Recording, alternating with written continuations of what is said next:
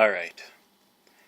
I kind of didn't really want to talk about this topic for my first, whatever this is, vlog while I play video games, but just a whole bunch of things have pissed me off about this.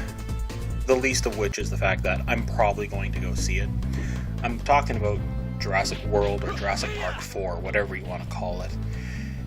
I mean, it's hitting every single piece of my nostalgic bug. I mean, I still remember being an early teenager and seeing the graphics and just being blown away at everything that was happening. I mean, between the models and the actual action that was happening on the screen, tie that in with the actual decent looking CGI, because before that we had some okay graphical stuff, but a lot of the special effects that were done were actually still people getting down and dirty with the play sets and, you know, taking them all apart and putting them together for the battleships. And, you know, there's very small amounts of CGI, whereas this one here, you know, they looked real. And I mean, even I kind of fell into this trip about, you know, Jurassic Park 4 is coming and it's going to be, you know, this storyline and this one. I mean, for crying out loud, rumors about this have been starting back in 2001. I remember reading a few years ago that they wanted to have Lex from the first movie be the star of this one here, and there was some kind of like viral contagion that killed off the dinosaurs, and it's transmittable to humans, and the jokes I wanted to make about that one. But it was supposed to create like some kind of weird outbreak style thing, and Lex was supposed to be like a researcher of these things at InGen, and like it was just like this ridiculous stuff that was just like, really? Maybe it's a good thing that Crichton's like, no, there will be no Jurassic Park 4. Unfortunately, he passed away. I mean, because I really don't know how to feel about this direction that they want to take it. I mean, one side, I mean, it looks really cool. Graphically, it looks neat. The whole idea of going back to the world, the video trailer itself was absolutely gorgeous. No one can deny that. There are a few things that make me raise an eyebrow, like, I don't know, riding a motorcycle pack with a group of velociraptors. I'm assuming at some point he's the pack leader, which, I mean, every 12-year-old out there is like, yeah, that's awesome. And maybe that's the problem, is that I'm not 12.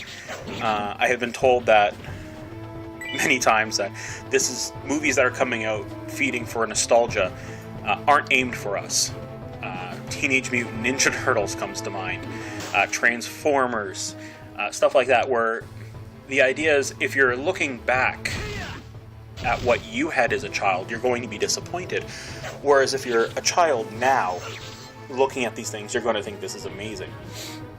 And I think the idea was that they wanted to continue the story and maybe give the fans what they wanted, but I'm not sure that having a genetically modified version of whatever they're dreaming up in a very Cloverfield-like mystery, there's a reference, that they're actually working with, is going to work for this franchise. I mean, it was never about the crazy monster that we're going to create. It was mostly about, you know, do we have the right as a species to bring back these things, and nature will find a way to push through. That was kind of at the core. And I know they changed a lot of stuff from the books to the movie. I had the benefit of actually reading the book before seeing the movie at a young age.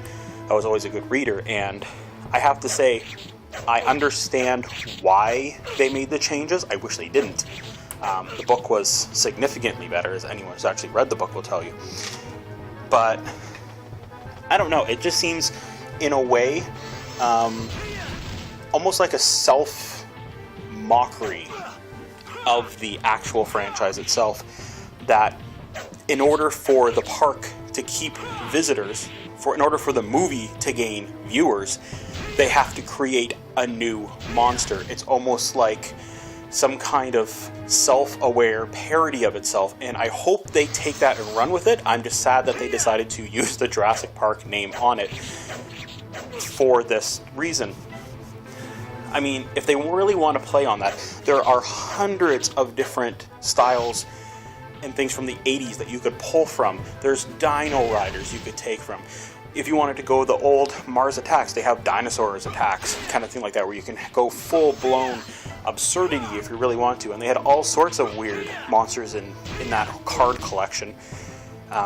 It was just zany and weird, and I'm very proud to say I have the whole set. But I don't understand the reason why they're choosing to go in what almost looks like a parody direction.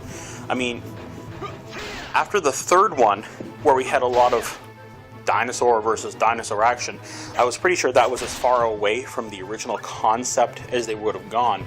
And I'm a little saddened that I was wrong, to be perfectly honest.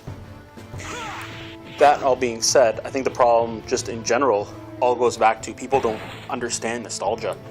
I mean, you're not sitting back enjoying, for example, Ghostbusters because you really want to sit down and know the lore of all the ghost bustings and the trial and tribulations that they went through.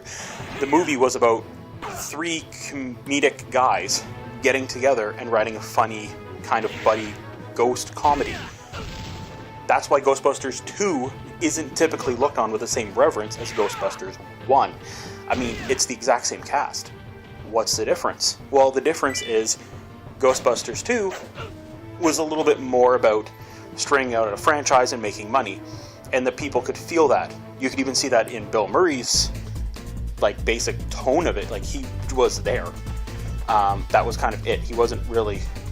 He kind of phoned it through halfway through if you really watch it.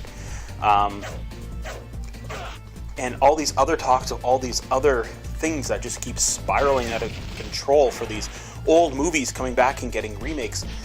Even Disney's making, from what I can see, a lot of these old classic movies into live-action remakes for whatever reason. I'm not saying they're bad. I mean, Maleficent was great. Cinderella was really well done. And I'm curious about this Beauty and the Beast thing that they're working with right now. But, I mean, are we at that point now where in order to go any further for decent ideas for movies, we need to play it so safe that we only play off of nostalgia of people around the 30 to 40 group in order to get them into the theaters? And who's really at fault for this? Are we at fault for going and buying this? I mean, to a degree, we can be at fault for Transformers. If you don't like Transformers and you went and saw it, you're at fault. You paid the money. You don't want these movies to be made. Don't go see them. They're only going to make the movies as long as they're profitable. That's the way how this industry works. Michael Bay is not all to blame here.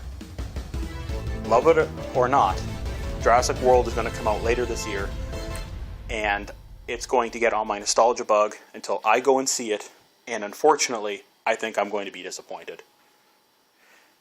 Rushy down, signing out.